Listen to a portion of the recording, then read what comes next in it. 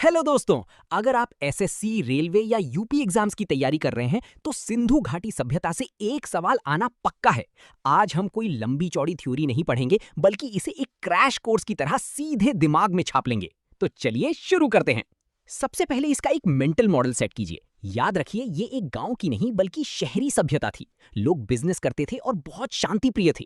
ये कांस्य युगीन यानी ब्रॉन्ज एज सभ्यता थी।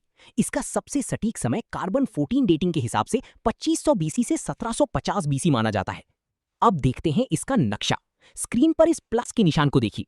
सबसे ऊपर नॉर्थ में है मांडा, जो चिनाब नदी पर है। साउथ में है दैमाबाद, गोदावरी नदी पर। ईस्ट यानी पूर्व में है यूपी का आलमगीरपुर, हिंडन नदी के किनारे। लेखपाल की तैयारी करने वाले इसे जरूर याद रखना। और वेस्ट में है बलूचिस्तान का सुतका गेंडोर, दाश्क नदी पर। अब आती है हमारी मैजिक ट्रिक। एग्जाम में आप अक्सर भूल जाते हैं कि कौन सा शहर किस नदी के किनारे था।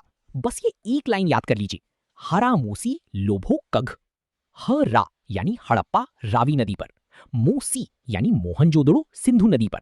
लोभो यानी लोथल, भोगवा नदी पर। कघ यानी कालीबंगा, घग्गर नदी पर। हो गया ना याद, एक सेकंड में। अब बात करते हैं प्रमुख शहरों की, जहां से एग्जामिनर सीधे सवाल पूछता है। नंबर 1, हड़प्पा।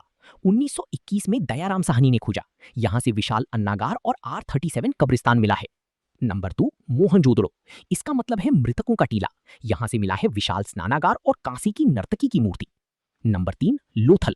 ये इस सभ्यता का बंदरगाह यानी पोर्ट सिटी था। यहां से डॉकयार्ड, चावल की भूसी और अग्निकुंड मिले हैं। नंबर 4, कालीबंगा, जिसका मतलब है काली रंग की चूड़ियां। यहां से जुती हुए खेत के साक्ष्य मिले हैं। नंबर 5, धौलावीरा। इनका वाटर मैनेजमेंट सिस्टम सबसे बेस्ट था। नंबर 6, चन्हुदुड़।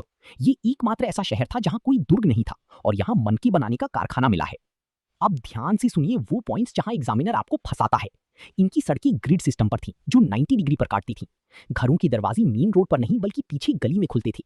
बस एक अपवाद याद रखिएगा, सिर्फ लोथल की दरवाजे मेन रोड पर खुलती थी। और सबसे बड़ा ट्रैप, सिंधु घाटी के लोगों को लोहे का ज्ञान बिल्कुल नहीं था और इनकी मोहरों पर गाय और घोड़े के चित्र नहीं मिले हैं। अंत में इस महान सभ्यता का पतन कैसे हुआ? जॉन मार्शल के अनुसार इसका सबसे मुख्य कारण था भयंकर बाढ़। तो दोस्तों, ये था सिंधु घाटी सभ्यता का पूरा निचोड़। इसे अपने नोट्स में बिल्कुल इसी व्हाइट बोर्ड स्ट्रक्चर में लिख लीजिए। वीडियो काम की लगी हो तो लाइक करें और ऐसे ही स्मार्ट चीट कोड्स के लिए मैजिक ट्रिक फॉर जीके को सब्सक्राइब करें। मिलते हैं अगली वीडियो में।